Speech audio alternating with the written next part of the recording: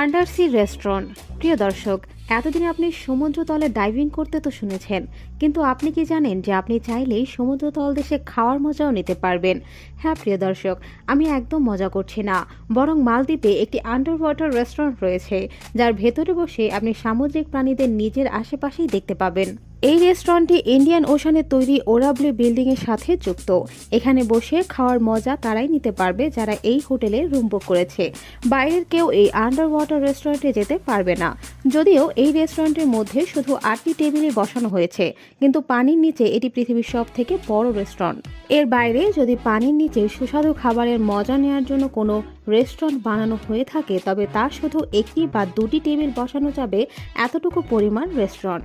কিন্তু এই রেস্টুরেন্টটি বাকি সবগুলো থেকে আলাদা এবং সুন্দর, যেখানে আপনি বাহারি রকম সুস্বাদু খাবারের সাথে সাথে নিজের আশেপাশের নানা ধরনের সামুদ্রিক প্রাণীদেরও খুব কাছ থেকে দেখতে পাবেন।